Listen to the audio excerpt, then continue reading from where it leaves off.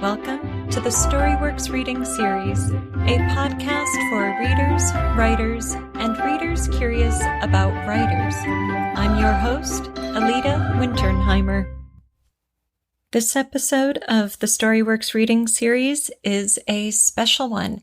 I am interviewing Kristina Naydonova, a 13-year-old published author and Sunday Times bestseller. She is a very impressive young person with a huge vocabulary. You will see what I mean. Besides enjoying this interview, I think you're going to get something out of it. We talk about her path to writing a novel at such a young age, to publication. She is a real go-getter, a contributor to Arianna Huffington's Thrive global platform. We talk about creative process and time management. She has a gold, silver, and bronze way of categorizing what she's working on creatively. Let me tell you, I had takeaways from doing this interview, and I think you will too. In the middle, we hear her short story, A Family Miracle, and then we come back to discuss the story, its inspiration, its craft, how she goes about developing characters, her favorite writers. She has a short story or two to recommend to you. And at the end, some great advice for all of us to take away. I hope you enjoy this episode as much as I did making it. Here's Kristina Naydonova on the StoryWorks Reading Series. Hello and welcome to this StoryWorks Reading Series. Today I am thrilled to have Kristina Naydonova with me. She is a 13-year-old Sunday Times best-selling mystery author, contributor to Arianna Huffington's platform, Thrive Global, and occasional writer for BuzzFeed Books. She has been featured on CBS News, the award-winning podcast, The Writer Files, and many more. Check out her book, The Black Sisterhood Files, available everywhere books are sold. Welcome, Kristina. I'm so excited to chat with you today. Thank you so much for having me on. I'm also really excited for this episode. Wonderful. So you are 13 years old and already a best-selling author. Yes, that's correct. Tell us how you got started writing. So I got started writing when I was fairly young. It was around in second grade and third grade. And it began with something very simple, like short stories or poems, which I just gifted to friends or family and or teachers. And I guess they acted as my mentors, and they provided me with constructive criticism and feedback, and they told me they saw potential in how my writing could progress over time. And that inspired me to write a novel of my own. And also I sought a lot of incentive and creativity from the books I read in the genre that I later decided to pursue as the genre in which I wrote. So, Wow, most kids don't sit down and say, I know, I'll write a book today. Did that seem like a daunting task? Was it a challenge you wanted to overcome? Or was it just like, hey, here's something I want to do. Let's play with this. Mm-hmm. Honestly, it wasn't really a challenge in the moment because I wasn't yet acquainted with what it meant to be published and the querying process and the publishing process and the marketing process and how to it. There's a lot more than just the creative process, which is probably the superior one. And so when I sat down to write this book, I thought it was just going to be all fun and games and me using my imagination and creativity, which it was for the most part, but I didn't realize yet how much work went into querying and publication and getting my book out into the world. But I feel like that journey taught me a lot about resilience and hard work and not giving up on myself. Wow, I think every writer listening can appreciate what you just said, because sitting down to write is so different from actually putting a book out into the world. Did you have a lot of help getting your book published, or was it something you were able to mostly pull together on your own? So I did have some help because my father is actually acquainted with Daniel Pink. I'm not sure if you know him. He's a nonfiction writer, but he's a New York Times bestselling author. And I went to the launch of his most recent book, and this was about the time when I was finalizing the first draft of my novel, and I wanted to move into the editing process and the coring process and ensuing the publishing process. And he helped me get connected with a publisher, so that was obviously very beneficial to me. And yeah, I definitely think that the connections and the relationships I built did aid me a lot with publishing. And it was an independent journey for the most part because I did a lot of research on which agents represented the genre I wrote in, which agents were interested in presenting young adult and young adult books and such like. So I guess it was an interdependent process. Nice, nice. So you wound up going the traditional publishing route with an agent, and Mhm. or did you go Yeah, indie at the no, end of the day? actually, I went independently publishing because I was offered a traditional publishing deal, and when I thought over it, it seemed fantastic because traditionally published authors do get a lot more advantages than independently published authors, and I think it's common knowledge that bestseller lists also favor traditionally published authors as opposed to independently published authors. But I realized how much more independence being an indie author would give me, because with a publicist, I would have to ask for every podcast I went on and for every article I wrote for publication, every collaboration I did. And I wanted to think for myself and for my own book because that was what I presumed and is what is best for me. Absolutely. I think our audience will relate to that as well. So I assume you're a full-time student, or are you homeschooled? How do you manage to fit your writing and your creative process as well as your publishing and marketing process in with the rest of your life? So yeah, I am a full-time student. I actually just got off of school about an hour ago before this interview at 2 o'clock my time. And for now, we have virtual classes 2 days of the week and in-person classes the rest of the days of the week. So I'm going in person Thursday, Friday, and Monday. And then Tuesday and Wednesday are my virtual days. So it's obviously easier to manage during virtual days because I have a lot more free periods and that gives me time to write. But otherwise, I structure my day using something called time blockage, which is when you sort your time into different activities and you focus on that activity for the time being. And you don't branch your focus over multiple different tasks. For example, 9 to 11 a.m. is writing, then 11 to 1 p.m. is schoolwork, and 1 to 3 p.m. is marketing. And then you give yourself a rest, obviously, because that's important too, and such like. So I found that that really does work for me, and that helps me because when I'm trying to think about multiple tasks at once, it often just becomes detrimental to the process. I could learn from you. Thank you. Did you have, did your parents set this up for you, or how did you? I think you must be a very exceptional 13-year-old. I don't Thank have you. 13-year-old friends right now, but I can't imagine I know of anybody as young as you who is tackling so much and so Thank you. committed and structuring your life around your goals. So, yeah, how did you get to be like this?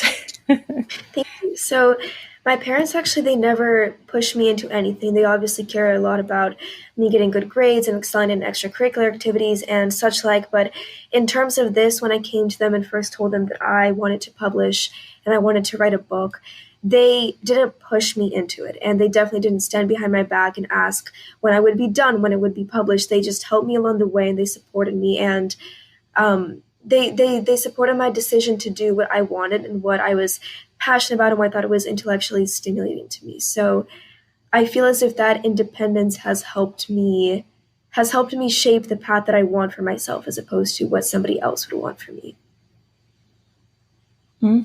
Wow, bravo. Bravo to you and Thank your you so parents. much. That's great. Yeah, really, sincerely. So, how much time do you spend writing in a day or in a week? What does your creative schedule look like? So I don't actually set myself writing goals every day. And I know this works for a lot of authors where they have a word count of 1,000 or 2,000 words per day, but for me, it's kind of just what I can write because some days I write only 200 words, others I write 5,000 words. And it really just depends on A, how much time I have, B, whether or not I'm feeling creative that day. And I don't force myself to write any more than I feel I'm able because with writing, I kind of have this thing where it's the gold, the silver, and the bronze. And I have a lot of ideas, a lot of brainstorming. And from that, I take only the gold and I leave behind the silver and the bronze because I want my writing to be the best that it can possibly be in my perspective and in my views as a writer. So when you say gold, silver, and bronze, are you talking about the quality of what's actually on the page, or before that when you're thinking, oh, this is a gold level idea, or this is bronze, it needs more development to even be a silver? Where, at what point do you start marking your process as gold, silver, or bronze? I think it's a definitely a little bit more of the latter, what you said about what's previously on my ideas and how those are categorized into the gold and the silver and the bronze, because I feel as if, things such as grammar and proper punctuation are very important in writing because I personally myself just can't read a book no matter how good it is if the grammar isn't good or the formatting is off or something of the sort. But creativity is also very important. And I've learned that some writing, you can't just stack tons of complicated words because there may be actually no meaning behind it. So it's really about what you write and the meaning you convey to your reader. And I think that's what matters, writing. Of course, Mm-hmm. this isn't a uniform perspective. It differs for every writer out there, but this is my personal opinion on this matter. So Yes, well said. Well said. Do you think thank you. that writing is going to be a lifelong path for you, or is your passion for it, your excitement for it right now such that you can imagine this being a lifelong pursuit? Not that you couldn't change your mind a year from now, but Yeah, certainly. So as of right now, I think you're right about I could change my mind in a year. I could just loathe writing in a year, which I don't think is going to happen. But as of right now, I do think I want to keep pursuing the practice of writing and of putting my work out there into the world because the most rewarding part is having somebody, especially for me, somebody my age tell me that they liked it and tell me that it resonated with them and taught them something. And not just necessarily only my age, anybody, of course, but it's particularly impactful when it's somebody my age because that's the group that I wrote my debut for. mm-hmm. Yeah. And did you always have that in mind? Were you thinking, okay, my target audience, people my own age, or is it just sort of an outgrowth of the fact that you are the age you are? Were you Yeah. cognizant of having a target audience when you Mhm. wrote? Mhm. When I was writing the book, not really. I was just writing what I thought I would like to read at that particular age and a couple of years in advance. And then when I published and then I became familiar with all those terms, young adult, middle grade, adult fiction, I realized that my book definitely fell into the former category of young adult because I wrote it when I was a young adult and I wrote it for the purpose of designating for what I would like and what other people my age, such as my friends, would like to read. I think that's the best approach. I think if we aren't writing for ourselves first, then it can become Yeah, stale or, definitely. Yeah. yeah, Yeah, because there'll always be an audience out there to appreciate. Yeah, I just want to say there'll always be an audience out there to appreciate your work for its true self without any veneer.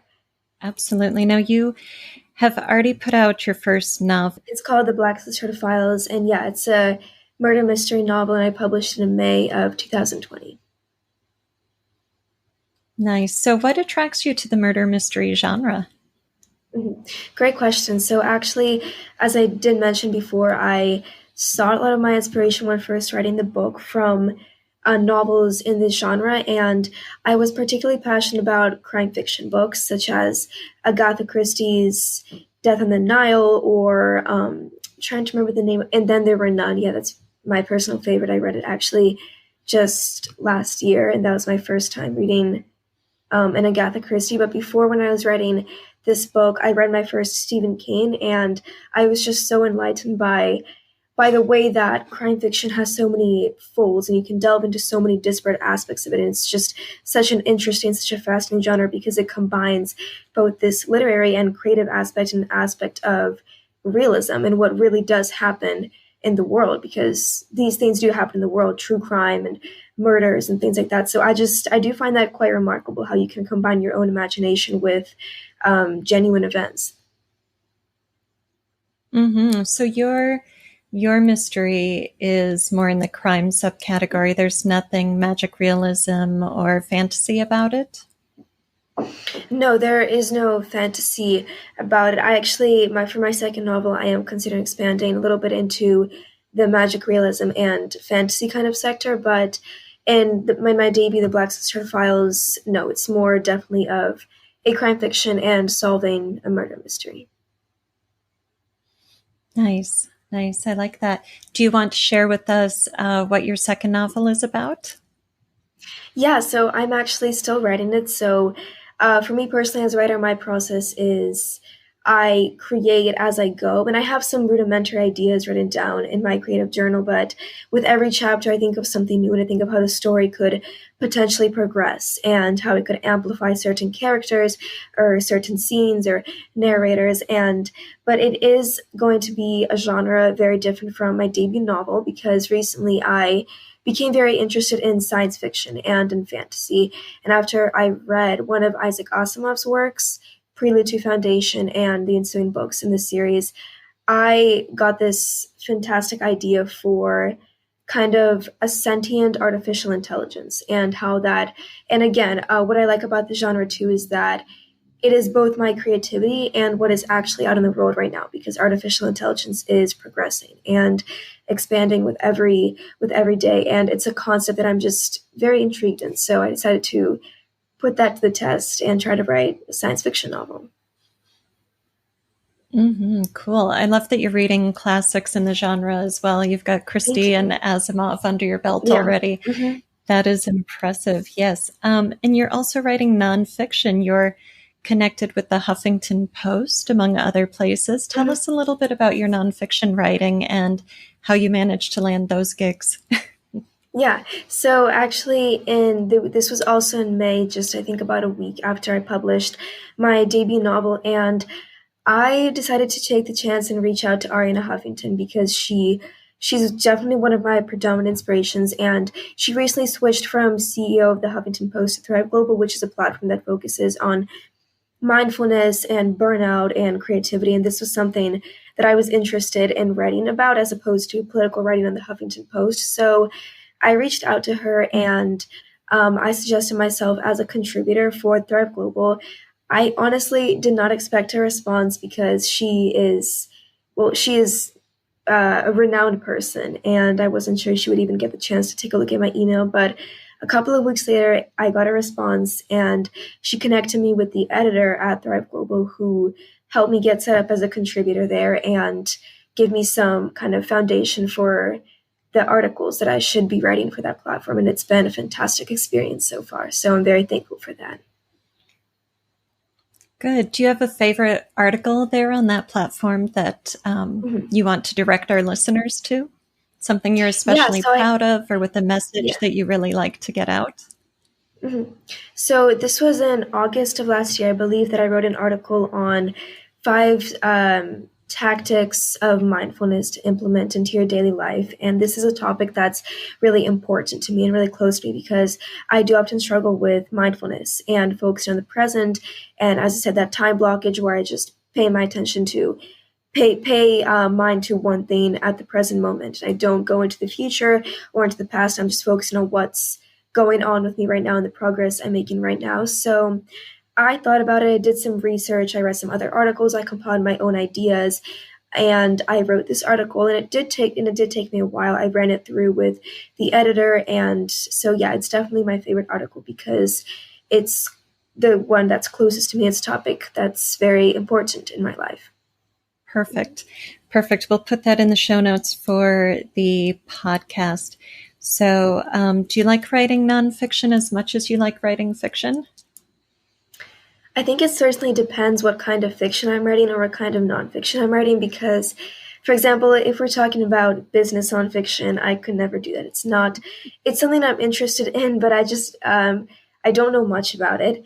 And I wouldn't want to write about it because it's a bit dull to me. And I know that may sound a bit crude because some people find it very interesting, but to me personally, it's just a bit idle and it's not something that's intellectually or creatively stimulating to me, and that's important to me when I'm reading or when I'm writing. So, if we're talking about nonfiction in terms of lifestyle tips or mindfulness, then I'm definitely very engrossed in that particular area. And fiction for fantasy, science fiction, thrillers, and just any genre where you can combine both realism and imagination, I'm all for that. So, yeah.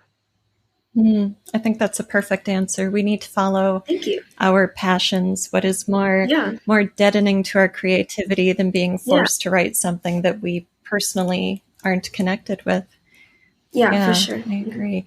Well, you are going to share one of your short stories with us. Let's have you read that. Due to some minor clarity issues with the audio of Kristina reading her short story, I'm going to read it for you today, but I will put Kristina's audio in the show notes as a bonus track. So if you would like to hear Kristina reading her story, just head over to storyworkspodcast.com, the Storyworks Reading Series tab, and episode 4. And then you can hear the story in Kristina's own words. A Family Miracle by Kristina Naydonova. Mr. Northcott was known throughout the entirety of his town as an irascible, elderly gentleman dwelling on the terrains of what his past beheld. For a very long time, rumors had floated within the town, touching upon Northcott's whereabouts. What had caused him to live all alone in that obscene, eerie house down the corner of Maynard Terrace, almost never coming out, with the exception of scowling grimly down at passer-by? This answer was unknown, and soon Northcott became just another waxen figure as a subject when conversations ran stale. He was the same man in everybody's eyes, a formidable fellow spending all his days in a home with closed shutters and boarded windows.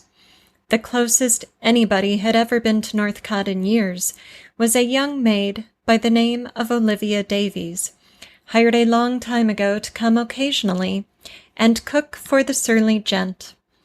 She claimed that in the first couple weeks all was well.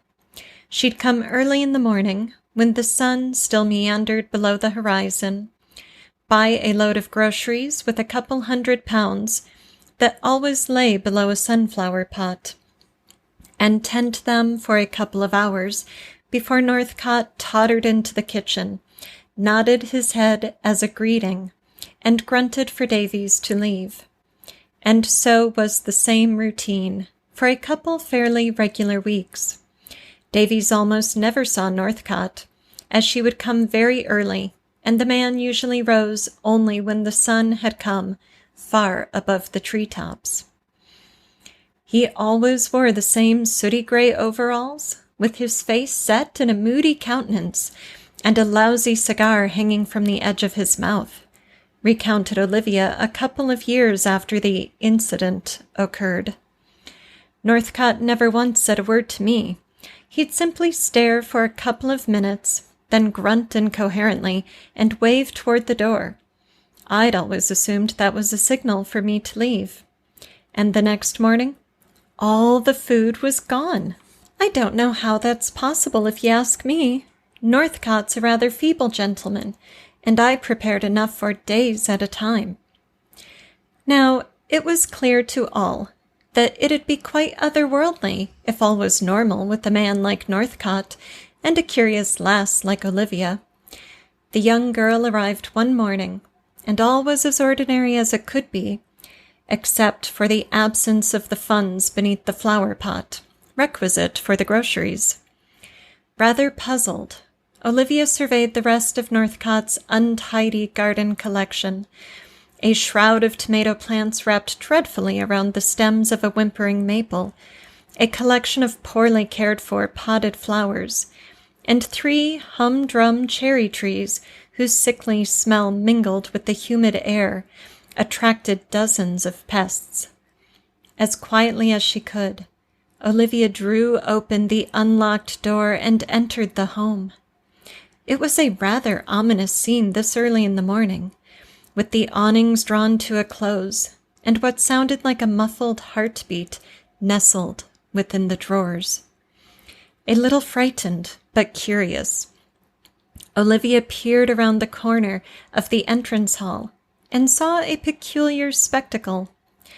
Northcott sat slumped over in a dining room seat, sobbing over an unkempt, half-torn photo of 2 young women bordered by a smiling couple. They stood below a row of lights in a well-kept garden, the effulgence reflecting what she presumed were his family's beaming means. "Mr. Northcott," Olivia whispered, feeling a bizarre surge of sympathy for this wretched creature in his armchair, weeping hysterically over a defiled photo. "Mr. Northcott, sir, I am truly sorry to stumble upon your abode like this. I simply couldn't find 200 pounds under the sunflower pot for your groceries, sir." Mr. Northcott failed to acknowledge Davy's existence, for he was too befuddled by whichever spirit of vengeance had wrapped its sorrow round the ailing branches of the early mornings. It was ever so odd for Olivia to be in the presence of a normally stolid man, watching as he crumbled in the unforgiving hands of despair. And what seemed to be within the fraction of a mere second, Northcott's anguished features melted into those of pure wrath. Olivia had never once feared for her sanity, for her life, as much as now, facing a man who was overtaken with a feeling far darker, far more twisted than bland malice. Northcott abandoned his sordid demeanor and rose from the armchair, slowly advancing toward Davies. He opened his mouth to speak, but Olivia had already turned on one heel and sprinted from the home, running as far as she could before the world vanished into a realm of normality once more. She traveled to a new country entirely and pursued a job as an accountant, soon starting a family of her own and prospering quite profoundly from the fearful girl she was just mere years ago. Years thereafter, the poor girl would be questioned about her encounter with Northcott. Her face would go as pallid as a ghost, and her hands would begin to tremble dangerously, like an anchor yielded from the sea. She'd say nothing, let alone that past. She had seen not a man, but the devil himself. As the months and the years passed in succession, the tedious days of spring soon grew into warm days of summer, bringing with them all sorts of ensuing miracles. On the night that marked both the 1st of July and the advent of something incredibly momentous for a particular family, all of Somerset was immersed in chipper spirits, jovial hymns, and abodes embodied in chatoyant lights and flowers. Tourists and those home for the summer poured in and out of Henstridge Airport, bringing with them a remarkable similarity, despite the fact that many of these visitors came from different countries and spoke entirely disparate languages. All could recognize the argot of cheer. If one were to drive, or perhaps take a stroll, down the winding cobblestone streets of Somerset that very evening, their eyes would feast solely upon the land of dreams that England had become. Fate will have it that Olivia Davies, who had long ago moved to Switzerland after her incident with Northcott, was visiting a couple old friends in Somerset that July. She arrived in Bristol just as exuberant as the next, and took a cab from Henstridge to the home of Leonie Evans, a dear acquaintance from her teenage days.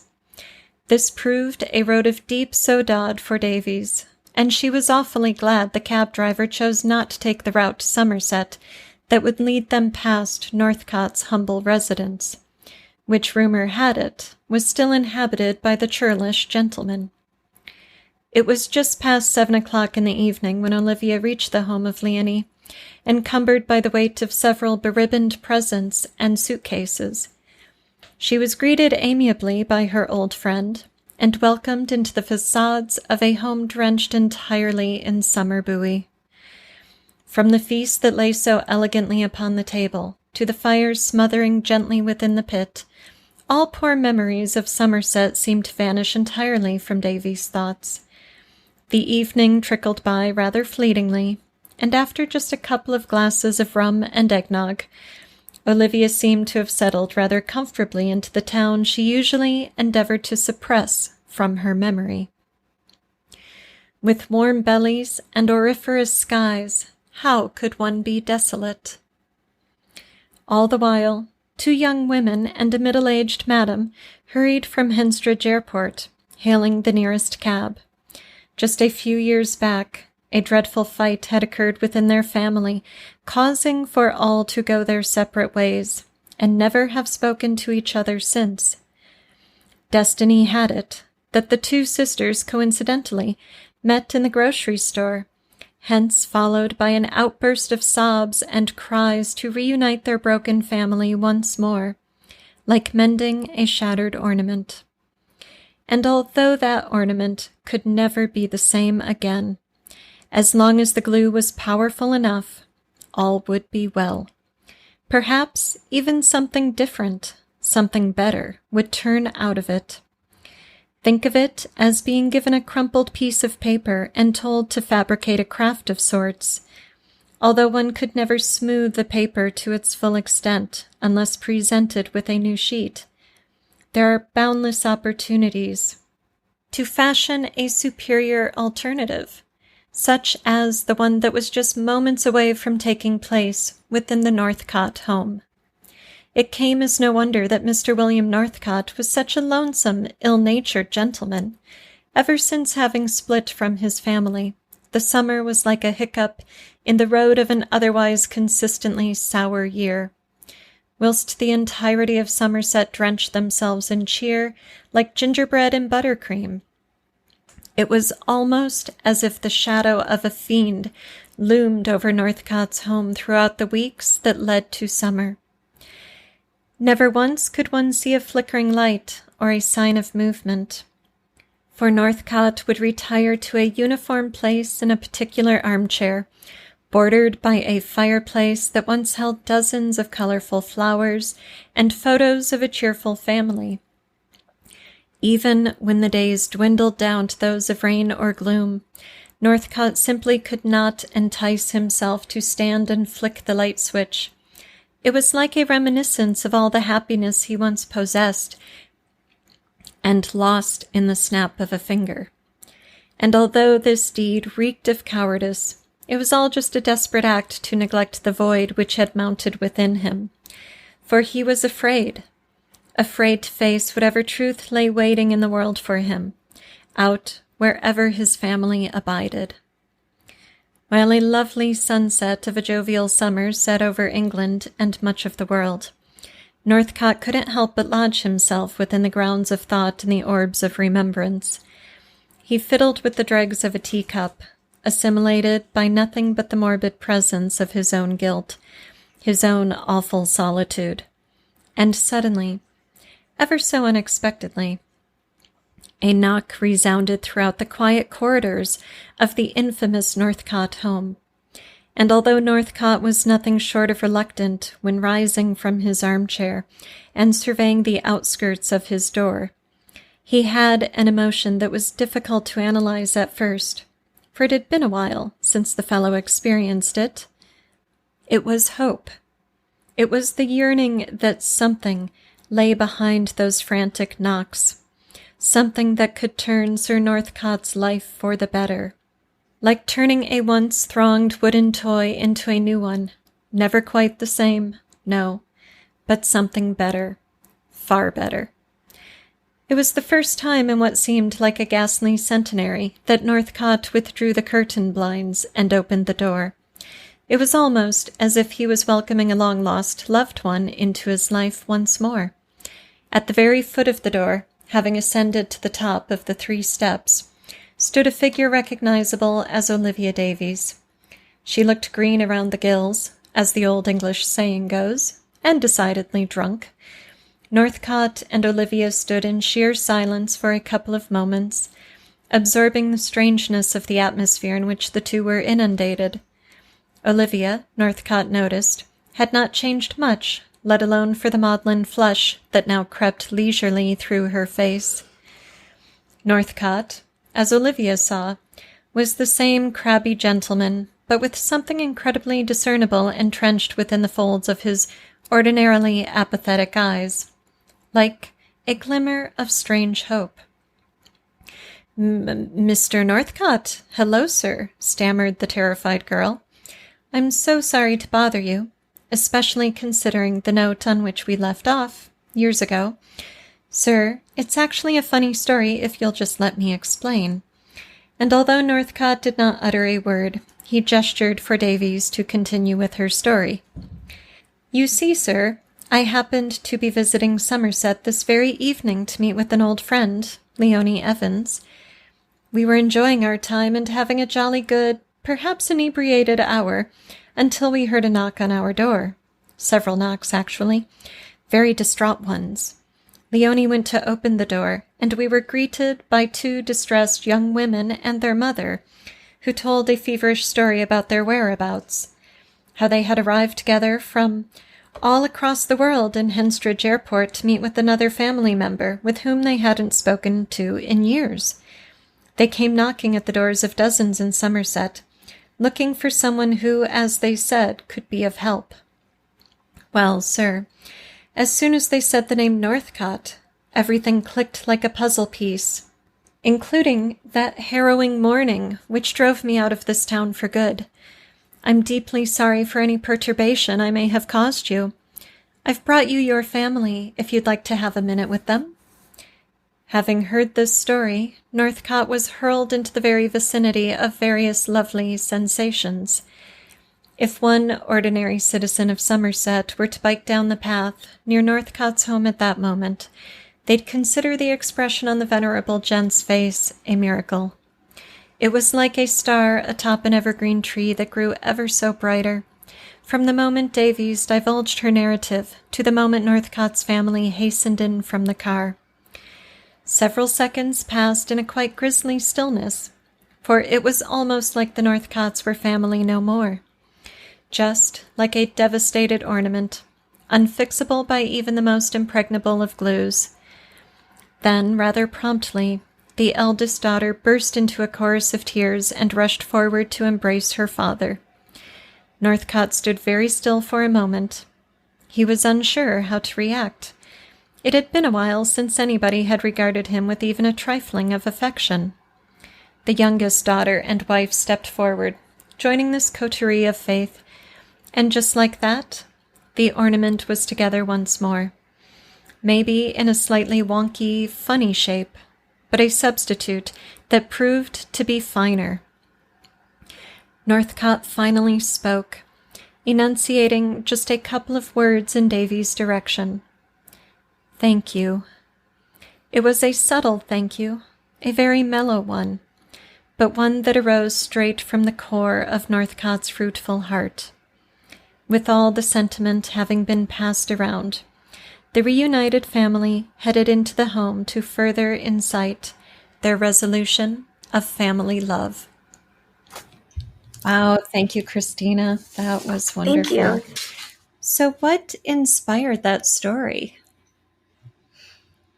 I feel as if it was just my own family, because thankfully none of those circumstances have occurred within us. But I did write the story around Christmas time, and I wrote it as a Christmas gift for my mother and my father. And I thought very deeply just about what family meant to me and what family love and bond and trust meant to me, and how I wanted to display that in a story with some morally questionable characters. I love that. Complexity is the best stuff for developing our characters. And your theme comes through very well, especially in that beautiful end note. I love the sentence. Thank And you. just like that, the ornament was together once more, maybe in a slightly wonky, funny shape, but a substitute that proved to be finer. How does Actually, that? yeah, actually, that was. I'm sorry, go ahead. Yeah. I was just going to ask how someone who's only 13 gets that idea that a relationship can break apart, but once you put it back together, it can be even better and Mhm. stronger. Yeah, so I actually wanted to say that line about the ornament was my mother's and my father's favorite as well. And I thought about the idea based off a crumpled sheet of paper because I remember we did this in third grade one time. It was as a class, a collective lesson. I think it was about bullying and how when we crumpled a sheet of paper we could never quite uncrumple it again. And I recalled that when I was writing this story, and I thought about how that played into relationships and particularly family, and how when such a thing happens not only in family but in friendships or with partners, then you can't quite repair it to what it was priorly, but it can be something better if only you make it to be something better. Mm-hmm. Wow, I love that. Yeah, and I love how Thank you you. took a lesson with the sheet of paper from third grade about bullying and then Yeah. applied that to all of life and family and all Hmm. of relationships. You have such an interesting voice. Do you hear from your readers that they have to get out a dictionary a lot? Actually, yeah, I do not particularly with my debut because I wrote this when I was around 9, 10, and it does still have a lot of vocabulary because I do try to go no, I do try to go above and beyond when when writing that. But I remember the first article I wrote for Thrive Global. Actually, a lot of my friends did tell me. One of my friends told me she read it at 1 in the morning and she was struggling to read and she had to pull out a dictionary online. So that was amusing. Yes, I am not surprised that you heard that. When I first started reading this story, I was expecting it to be historical because of the voice, sort of Mhm. maybe Dickensian or maybe Bronte Yeah. sisters esque, and Oh then yeah. and then there was an airport, and I was like, oh, okay, we are contemporary. Do you like to read a lot of older fiction? Does that influence your voice? Yes, for sure. I love reading classics. I do love the Bronte sisters. I love Jane Austen and predominantly Pride and Prejudice, which I think is her most esteemed work and my personal favorite. I've read it a couple of times over these past years, and it does certainly play into my writing style, this especially archaic vocabulary, because I find the English language very interesting in how vocabulary and our usage of language and mechanics has progressed and waned over time. So I try to carry that over and transfer that into my writing and exemplify it as best as I can. So does it trouble you at all when you hear other people talking, especially younger people, and they're using abbreves and slang in ways that maybe you do when you're talking to friends, but certainly doesn't come through in your writing? Is there any sort of clash there? Yeah, yeah, definitely. So when I'm texting with my friends, obviously I don't use proper grammar and capitalization. I do use abbreviations because that does make it simpler, but yeah, it does frustrate me, especially when I see a written story, because in school we often do prompts and then we check each other's stories. And if I'm looking at somebody's story and there's this dearth of actual vocabulary and instead abbreviations or a poor substitute for them, it really does frustrate me because that's just, I don't know, I just don't consider that particularly pleasant writing. If we were live, I would high five you so big right now. I love that. Me too. And Thank I you. love that you just said Yeah, dearth. You totally get points for saying thank you. dearth Thank you very there. much. Yes. Yeah, I'm just checking I have more questions. I had to flip the page over. Um, okay. This story never reveals to us what broke up the Northcott family. Do you know that? Do you like to develop the backstory, even if it's Mhm. not something you aren't going to put onto the page? Yeah, definitely. So I didn't think every single detail through, but I like to think that some of these most raucous arguments start from something very, very trivial and a very trivial disagreement, because that's certainly how it's been with me and friendships in the past and relationships in the past.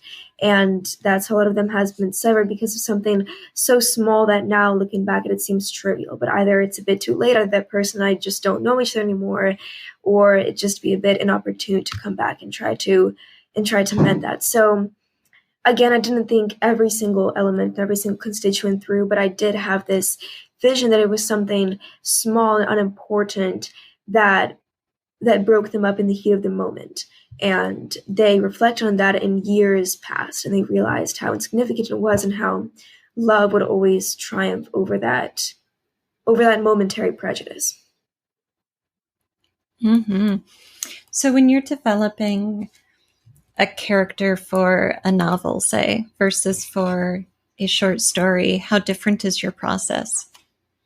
Yes, that's a really great question. And it's definitely applicable to this because when you're writing a character of a short story, actually, I like this quote by a famous Russian writer that short stories are so much that I'm sorry I wrote a long story. You didn't give me enough time to write a short story. I love that quote because Yes. it is so much more difficult to write a short story and to condense all of these important details that you could normally in a novel expand over the course of several chapters and over the course of many pages. But when you're in a short story, the goal is to captivate your reader within those 1 to 2 pages.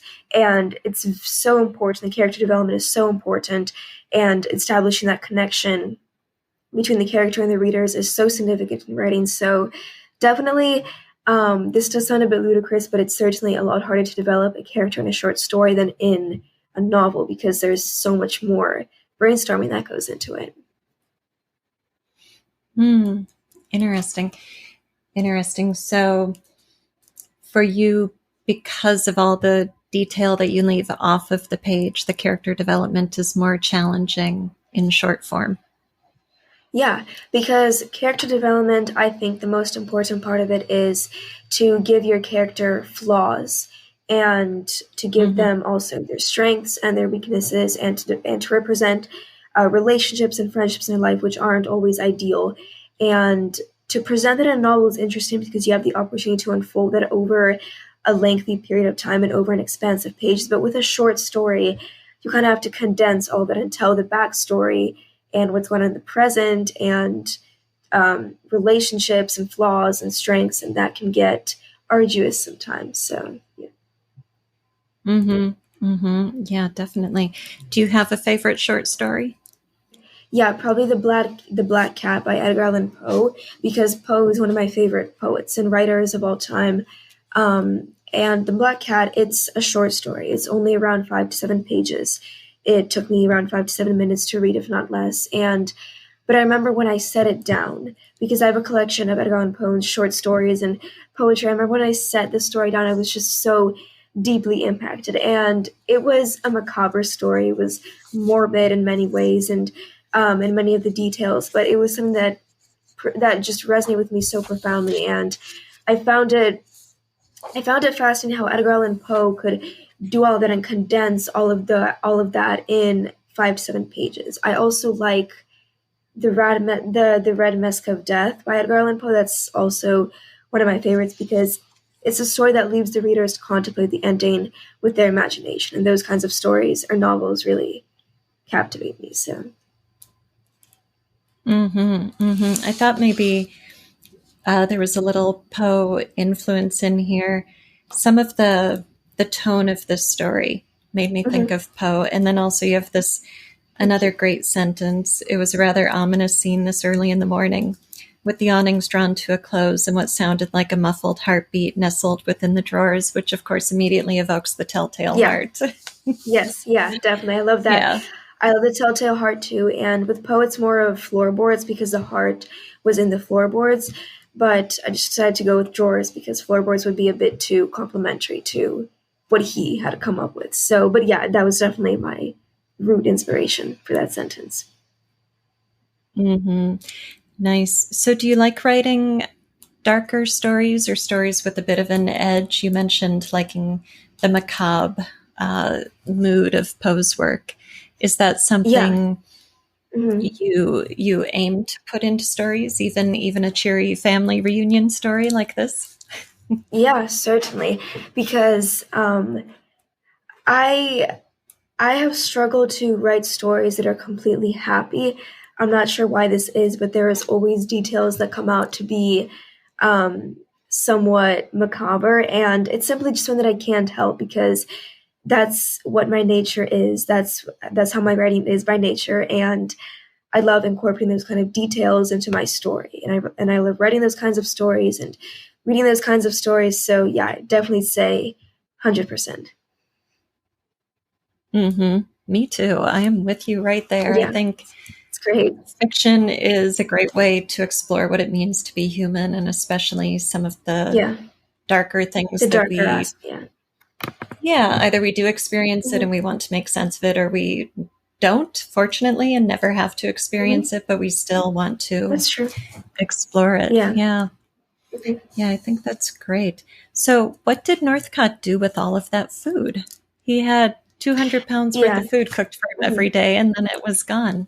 Do you know what did he do? So, yeah, so I did want to include this in the story, but I didn't want to make it too long, and I did have this thought out. But I wanted this to portray Northcott as as a truly kind gentleman, just tarnished by his own memories and just, as I said, dwelling in the terrains of what his past beheld. That he would donate that food to homeless shelters or to people who were in need of it more than he was, and I did want to implement that detail into the story, but I felt it would make it a bit longer and a bit more sidetracked than was requisite. So, but yes, I did develop that detail and that backstory for myself because I wanted Northcott to not just be this surly gentleman who was unkind to everyone and only kind when he was reunited once more with his family, but truly a good person on the inside.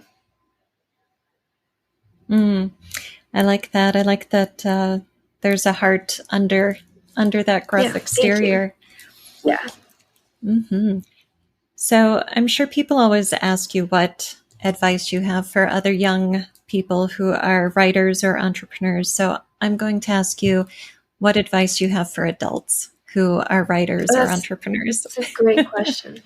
Um, I would say I would say that this kind of relates to what I already talked about, but just don't try to fit in as a puzzle piece into society's norms and what other people judge for you. If somebody tells you they think you'd be good at writing this, obviously to take that into account and maybe experiment with it. But in the end, at the end of the day, in the long run, it's about what you want to write, not just to write, but it's about what you want to do, what kind of impact you want to make on the world, whether or not you find that activity intellectually and creatively stimulating, and whether or not it brings you joy and passion. So just don't follow any of the norms that are presented because there are a lot of those. And just be yourself and do what you want because you'll always attract the same energy and the same people and readers if you're writing. Excellent. That is sage advice. It has been so fun talking to you today, Kristina. Thank you very much for sharing your story with us here at Storyworks Reading Series. Thank you so much for having me on. This has been a fantastic experience, and I also enjoyed delving into one of the short stories I wrote. That was a really unique aspect of it. Wonderful. And where can our listeners find you? Where's the best place to go and connect with you and your work? You can find me on my website, which is kristina.co, or my Instagram, which is just my name and then underscore at the end.